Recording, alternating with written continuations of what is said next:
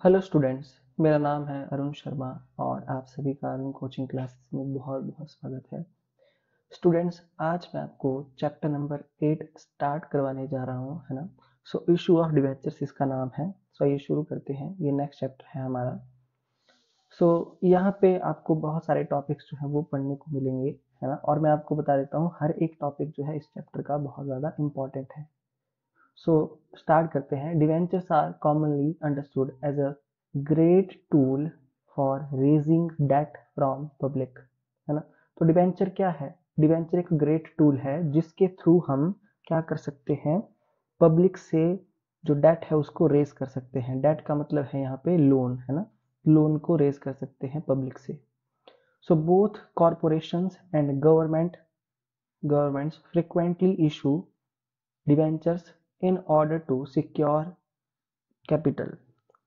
Although raising long-term capital through shares is a great means to acquire funds, it is not always sufficient. तो क्या होता है, कई बार क्या करती है कंपनी कि शेयर को इशू करके जो है वो कैपिटल को जनरेट करती है ना, लॉन्ग टर्म कैपिटल को रेज करती है, ठीक है, शेयर को इशू करके।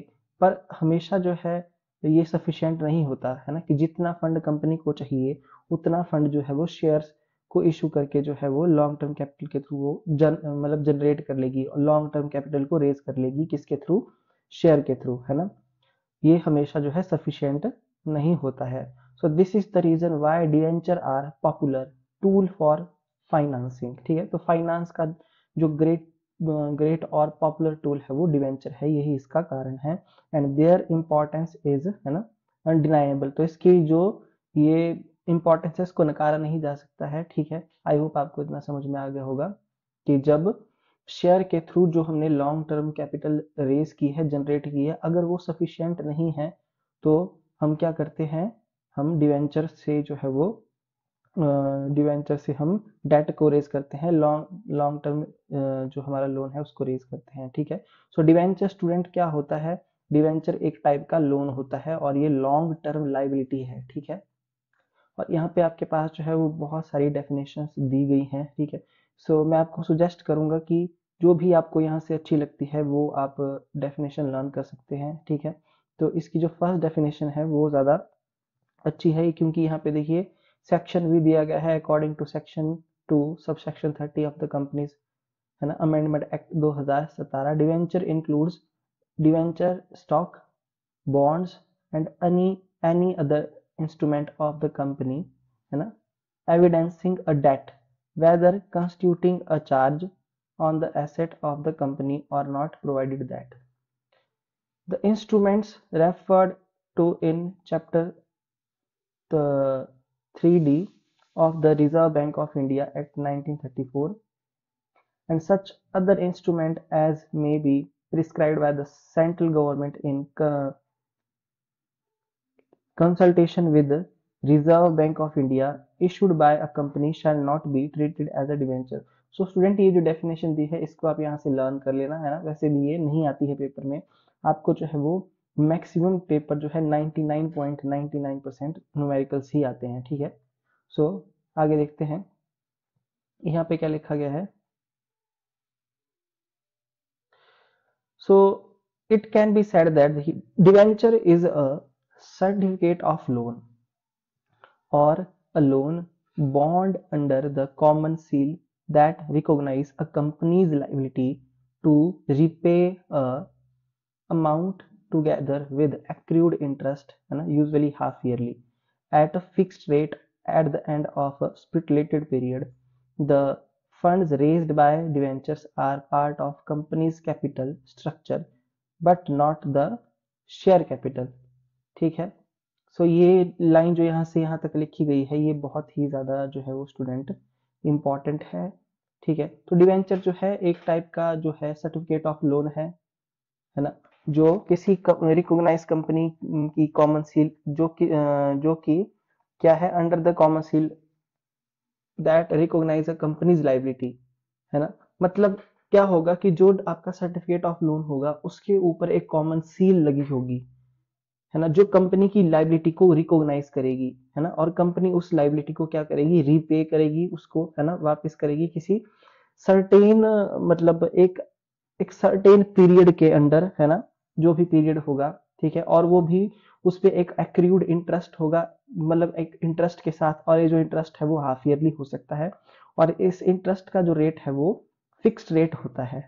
ठीक है student. The funds raised bye debenture, देखिए जो आपका ये जो फंड हम रेज करेंगे डिवेंचर के थ्रू, वो कंपनी की कैपिटल स्ट्रक्चर का पार्ट होता है, ठीक है, बट वो शेयर कैपिटल के अंदर नहीं आएगा। ठीक है, जब हम बैलेंस शीट में मतलब डिवेंचर्स को शो करेंगे तो वो शेयर कैपिटल के अंदर शो नहीं करेंगे। ठीक है, जैसा कि मैंने आपको बताया, फिर से यहाँ पे लिखा है कि debenture refer to long term loan capital. ये लॉन्ग टर्म लोन कैपिटल है, मतलब ये लॉन्ग टर्म लोन होता है डिवेंचर। ठीक है, एक टाइप का ये सर्टिफिकेट के फॉर्म में होता है ना, और उसके ऊपर कंपनी की जो है वो कॉमन सील लगी होती है। ठीक है, और एक कंपनी की कैपिटल को रिकॉग्नाइज करता है कि इतना अमाउंट जो है वो एज अ डिवेंचर जो है लोन लिया गया है ना, और उसको एज अ इंटरेस्ट जो है वो साथ में जो है इंटरेस्ट के साथ उसको वापस हमने करना है। और मैं आपको फिर बोल देता हूँ कि डिवेंचर पे जो इंटरेस्ट होता है वो फिक्स्ड रेट का होता है ना, और जो है वो एक सर्टेन पीरियड के बाद ही इसको क्या किया जाता है, डिवेंचर को विद इंटरेस्ट के साथ वापस किया जाता है। ठीक है, और ये कंपनी की शेयर कैपिटल के अंदर शो नहीं किया जाता है, ये लॉन्ग टर्म लोन कैपिटल है। So debenture holders are the creditor of the company. देखिए स्टूडेंट, ये बात भी बहुत इंपॉर्टेंट है ना, एमसीक्यू के पॉइंट ऑफ व्यू से, कि डिवेंचर जो होते हैं, डिवेंचर होल्डर्स, वो कंपनी के क्रेडिटर्स हैं, है ना, कंपनी के वो ओनर नहीं होते, वो क्रेडिटर्स हैं। So they are paid interest on their debentures regularly at the fixed rate, है ना। तो देखिए इस पे जो इंटरेस्ट ऑफ रेट होता है स्टूडेंट्स, वो फिक्स्ड होता है। So this rate is prefixed before the debenture as 12% debenture. देखिए जब भी आप मतलब क्वेश्चन करेंगे और वहां पे आपको जो है 12% डिवेंचर अगर लिखा होगा, तो उसका मतलब ये होगा, ये जो 12% इसके साथ लिखा गया है, इसका मतलब ये है कि डिवेंचर के ऊपर 12% का इंटरेस्ट है। Debenture holders have priority as to their interest and refund of their loan over share holders in case of winding up of the company. देखिए अगर कंपनी बंद हो रही है, कंपनी खत्म हो रही है, तो डिवेंचर होल्डर को ये प्रायोरिटी होती है कि उनका जो इंटरेस्ट है ना पहले वापस उनको मिलेगा, और उनका लोन जो होता है वो शेयर होल्डर से पहले वापस किया जाएगा। ठीक है, so debenture holders can not participate in the management of the company. Okay, जो debenture holders can not participate, तो डिवेंचर होल्डर जो होते हैं वो कंपनी की मैनेजमेंट में पार्टिसिपेट नहीं कर सकते हैं। आई होप आपको इतना समझ में आ गया होगा, है ना। अब नेक्स्ट देखते हैं debenture trust deed. Debenture trust deed is required to prepared before the issue of prospectus, और है ना letter of offer to the public for subscription of debentures. Debenture trust deed is a document created by the company wherever trustees are appointed to protect the interest of debenture holders before the debentures are offered for public subscription। देखिए यहाँ पे क्या लिखा गया है कि debenture trust deed is required, है ना। जब भी आप क्या करेंगे, डिवेंचर्स को इशू करेंगे पब्लिक को, है ना, डिवेंचर को इशू किया जाएगा, किसको, पब्लिक को किया जाएगा, तो उससे पहले आपको किस चीज की जरूरत पड़ेगी, आपको जरूरत पड़ेगी डिवेंचर ट्रस्ट डीड की। अगर आपने डिवेंचर ट्रस्ट डीड बनाया है, उसके बाद ही आप क्या करेंगे, जो है वो प्रोस्पेक्टस इशू करेंगे, है ना, पब्लिक को जो है वो डिवेंचर को मतलब परचेज करने के लिए ऑफर देंगे। ठीक है, उसको मतलब डिवेंचर इशू करेंगे। ओके, सो डिवेंचर ट्रस्ट डीड क्या होता है, एक टाइप का ये डॉक्यूमेंट होता है जो क्रिएट किया जाता है कंपनी के द्वारा, है ना, और एक कंपनी के द्वारा किया किया जाता है, एक ट्रस्टी अपॉइंट किया जाता है, किस लिए, to protect the interest of debentures. मतलब इंटरेस्ट का मतलब है उनका जो फायदा है डिवेंचर होल्डर का, है ना, उनको प्रोटेक्ट करने के लिए, डिवेंचर होल्डर के इंटरेस्ट को प्रोटेक्ट करने के लिए एक ट्रस्टी भी कंपनी के द्वारा अपॉइंट किया जाता है। ठीक है, बिफोर द डिवेंचर्स, है ना, कि जब क्या होता है कि पब्लिक को ऑफर किए जाते हैं डिवेंचर, तो उससे पहले डिवेंचर ट्रस्ट डीड को बनाया जाएगा कंपनी के द्वारा, और साथ में एक ट्रस्टी को भी अपॉइंट किया जाएगा। तो मैं आपको बिल्कुल ही आराम से हर एक चीज बताऊंगा, है ना, क्योंकि पेपर में जो है वो कुछ भी आ सकता है। उसके बाद यहाँ पे लिखा है फीचर्स ऑफ डिवेंचर्स। अब इसके क्या क्या फीचर्स हैं, है ना। तो देखिए स्टूडेंट, मीनिंग से ही जो है वो फीचर बनता है। तो पहला यहाँ पे लिखा गया है कॉमन जो इसके कैरेक्टरिस्टिक्स हैं यहाँ पे। पहली है loan capital. Debentures signify the capital obtained by the company as a form of loan which has to be repaid along with interest। तो डिवेंचर क्या होता है? Debenture signify the capital obtained by the company. तो जो capital company ने obtain की है, long term capital, किस फॉर्म में? As a form of loan, loan की फॉर्म में जो कंपनी ने कैपिटल ऑब्टेन की है ना, उसको दर्शाता है आपका डिवेंचर। ठीक है, which has to be repaid, जिसको हम कंपनी वापिस करेगी, है ना, विद इंटरेस्ट के साथ। तो इट इज रिटर्न एक्नॉलेजमेंट, ये एक रिटर्न टाइप की एक्नॉलेजमेंट होती है ना, acknowledgement of loan taken by the company. जैसा कि मैंने आपको बताया कि ये सर्टिफिकेट की फॉर्म में होता है, ये एक रिटर्न फॉर्म में होता है आपका। ठीक है, रिटर्न एक्नॉलेजमेंट है ये लोन की।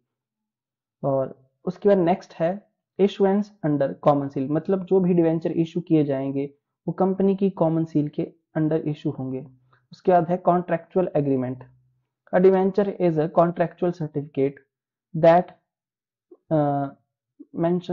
mentions the period of time after which the amount borrowed will be repaid by the company together with interest at a specified rate। A debenture is contractual certificate, ये एक type का contractual certificate होता है ना, जिसमें क्या mention किया होता है? Period of time after which the amount borrowed will be repaid, है ना, वो पीरियड ऑफ टाइम, है ना, जिसमें क्या किया जाएगा, जो बोरो किया हुआ अमाउंट होगा वो मतलब एक सर्टेन पीरियड के बाद वापस किया जाएगा कंपनी के द्वारा, है ना, विद इंटरेस्ट के साथ। और जो इंटरेस्ट का रेट होगा वो भी स्पेसिफाइड होगा, मतलब वो फिक्स होगा। ठीक है, इसलिए ये एक टाइप का कॉन्ट्रेक्चुअल एग्रीमेंट होता है। ठीक है, तो डिवेंचर जो है 5 साल के बाद जो है रीपे होंगे, 6 साल के बाद, वो सारी चीजें जो है वो डिवेंचर सर्टिफिकेट में, है ना, जो रिटर्न एक्नॉलेजमेंट होगी उसमें लिखी होगी। उसके बाद है fourth assured and timely payment of interest eight fixed rate. So a debenture holder receives interest on his debenture at a fixed rate. जो डिवेंचर होल्डर होते हैं वो कंपनी के क्रेडिटर्स हैं, मैंने आपको भी बताया, और उनको जो है वो फिक्स्ड रेट से इंटरेस्ट रिसीव होता है। ठीक है, डिवेंचर्स पे। सो ये जो फिक्स्ड रेट होता है उसको हम बोलते हैं कूपन रेट भी। ठीक है, so this fixed rate of interest is called coupon rate. Payment of interest is made generally after every 6 month. ठीक है, जो पेमेंट की जाती है इंटरेस्ट की वो हर 6 महीने के बाद होगी, whether the company makes a profit और नॉट। देखिए, चाहे कंपनी को प्रॉफिट हो या कंपनी को प्रॉफिट ना हो, हर 6 महीने के बाद जो है वो इंटरेस्ट की पेमेंट जो है वो की जाएगी। ठीक है, secured instruments. Debentures are almost always secured by asset of the company. ठीक है, जो हमारे डिवेंचर होते हैं वो हमेशा क्या होते हैं? ऑलमोस्ट कंपनी की एसेट के द्वारा जो है वो सिक्योर होते हैं। ठीक है, फिर है charge on asset. A debenture is generally secured by floating charge on the asset. ठीक है, जैसे कि यहाँ पे बताया था कि जो डिवेंचर्स हैं वो ऑलमोस्ट हमेशा कंपनी की एसेट के द्वारा क्या होंगे? मतलब सिक्योर होंगे। ठीक है, so the debenture certificate contains precise detail, है ना, of the security on them. So student, जो डिवेंचर सर्टिफिकेट होता है उसमें जो सिक्योरिटी होती है डिवेंचर से रिलेटेड, उसकी फुल डिटेल जो है वो दी होती है ना, एग्जैक्ट यहाँ पे प्रिसाइज लिखा है, एग्जैक्ट डिटेल होती है दी हुई, है ना। उसके बाद है next external equity. Debentures are considered as long term borrowings और external equity for the enterprises. External equity का मतलब क्या हुआ? ये जो फाइनेंस जनरेट हो रहा है ना, वो एंटरप्राइजेस के बाहर है। कंपनी जो है वो पब्लिक से पैसा ले रही है ना, कंपनी के अंदर कोई सोर्स नहीं है ना। ये इंटरनल इक्विटी नहीं है स्टूडेंट, ये एक्सटर्नल इक्विटी है। ये जो है वो आपने +1 की जो बिजनेस स्टडी है वहां भी ये टॉपिक पढ़ा होगा कि जो डिवेंचर होता है ना, वो लॉन्ग टर्म बोरोइंग्स होती है और उसको जो है हम एक्सटर्नल इक्विटी में कंसीडर करते हैं। ठीक है, नेक्स्ट है bona fide creditors. Debenture holders are perceived as genuine creditor, ये जेन्युइन क्रेडिटर्स होते हैं कंपनी के, है ना। जैसे जनरली हमारे जो क्रेडिटर्स होते हैं वैसे ही इनको भी हम ट्रीट करते हैं कंपनी। सो एक बार मैं फिर बता देता हूँ, यहाँ बोला गया है कि debenture holders are perceived as genuine creditors of the company. तो हमको मतलब डिबेंचर होल्डर को जो है वो कंपनी का जेन्युइन क्रेडिटर समझना चाहिए, है ना। ओके, यहाँ पे जो है वो परसीव्ड का जो मतलब है अंडरस्टैंड करना, है ना, मतलब समझना चाहिए कि ये कंपनी के एक जेन्युइन क्रेडिटर्स ही हैं, है ना, जैसे कि सप्लायर होते हैं, है ना, कंपनी के वैसे ही। फिर नेक्स्ट है redeemable instruments of credit. The debentures are generally redeemable and repaid after a particular duration. जैसे कि मैंने आपको पहले बताया कि एक टाइप का लॉन्ग टर्म लोन है और लोन की पेमेंट जो है वो एक सर्टेन टाइम के बाद होती है, वैसे ही डिवेंचर्स की भी रिडम्पशन होती है, मतलब इनको रीपेमेंट किया जाता है, इसमें पैसा वापस किया जाता है, वो भी एक पर्टिकुलर ड्यूरेशन होती है ना, that is usually long term, है ना, मतलब काफी लंबे टाइम के बाद जो है इसकी इनकी रिडीमेबल, इनको रिडीम, इनको रीपेड किया जाता है। नेक्स्ट है last point, can be bought back. The debentures can be bought back by issuing company. जो इसको इशू करने वाली कंपनी है, जिस कंपनी ने डिवेंचर्स को इशू किया है, वो कंपनी इसको जो है वो बॉट बैक कर सकती है, वापस खरीद सकती है, ठीक है। नेक्स्ट है note, as per companies act 2013। देखिए यहाँ पे क्या बोला गया है, ध्यान से सुनेंगे। No company is allowed to issue debentures having a maturity date of more than 10 years from the date of issue. No company is allowed to issue debenture having a maturity date of more than 10 years from the date of issue। देखिए जिसकी maturity date 10 साल से ज्यादा की होगी from the date of issue, तो ऐसे debentures को कंपनी इशू नहीं कर सकती है, ठीक है। However, a company engaged in infrastructure projects can issue debentures more than 10 years but not exceeding 30 years। बाकी यहाँ पे बोला गया है कि जो कंपनी इंफ्रास्ट्रक्चर प्रोजेक्ट में एंगेज है ना, वो क्या कर सकती है, डिवेंचर्स को इशू कर सकती है more than 10 years but not exceeding 30 years, मतलब 30 साल से ज्यादा नहीं, है ना। ओके, सो आई होप आपको जो है वो ये समझ में आ गया होगा, है ना। सो स्टूडेंट, आज मैंने आपको इसका मीनिंग समझा दिया, इसके करेक्टरिस्टिक्स जो है वो बड़े आराम से बता दिए, डिवेंचर ट्रस्ट डीड के बारे में भी बता दिया। बाकी ये जो हमारा नेक्स्ट टॉपिक है कि बॉन्ड क्या होता है ना, चार्ज क्या होता है, ये मैं आपको नेक्स्ट लेक्चर में करवाऊंगा। सो आज के लिए इतना ही, थैंक यू सो मच।